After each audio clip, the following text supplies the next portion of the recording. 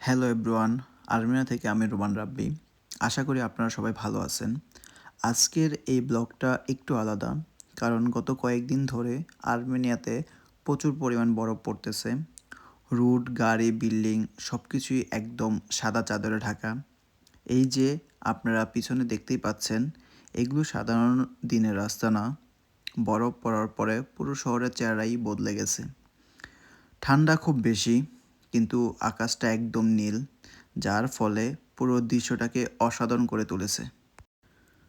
বরফ পড়ার পরে এখানকার লাইফস্টাইল একটু স্লো হয়ে যায়, গাড়িগুলো ধীরে চলে, মানুষজন সাবধানে হাঁটে। এই পরিবেশটা দেখলেই মনে হয় শীত শুধু কষ্টের না, শীতের মধ্যেও একটু আলাদা সৌন্দর্য লুকিয়ে আছে। আমি হাঁটতে হাঁটতে চলে এলাম একটা পার্কে। এই পার্কটায় আমি আগেও এসেছি, কিন্তু আজ একেবারে অন্যরকম লাগতেছে। গাছের ডাল, পাতা, বেঞ্চ সব কিছুই বরফে ঢাকা। মনে হচ্ছে যেন প্রকৃতি নিজেই সাদা রঙে আঁকা হয়েছে। এই পার্কের ভেতরে হাঁটতে হাঁটতে একটা অদ্ভুত শান্তি অনুভব হচ্ছিল।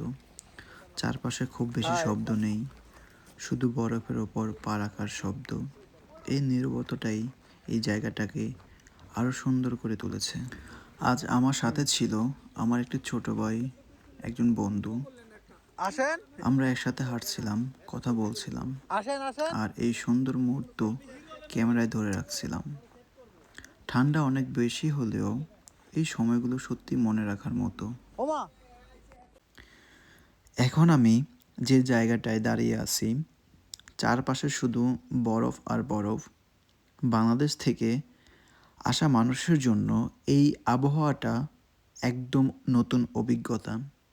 হাত পা ঠান্ডা জমে যায়, কিন্তু চোখ আর মন এই সৌন্দর্য ভরে যায়। অনেকেই আমাকে জিজ্ঞাসা করে, এত ঠান্ডায় কেমন লাগে?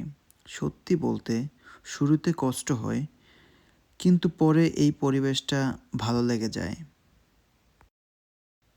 এই পার্কটায় বসে মনে হচ্ছিল সময়টা একটু থেমে থাকুক। শীত, বরফ আর নীল আকাশ সব মিলিয়ে একটা পারফেক্ট দৃশ্য। প্রকৃতির এই অপরূপ সৌন্দর্য যা মায়া কেড়ে নেয়।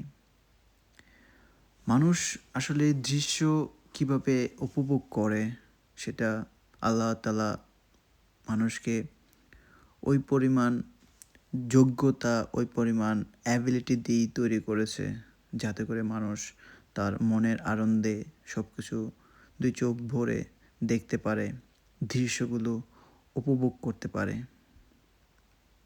সত্যি অসাধারণ। এই বরফের দৃশ্যগুলো শীতপ্রধান দেশেই দেখা যায় এবং উপভোগ করা যায়।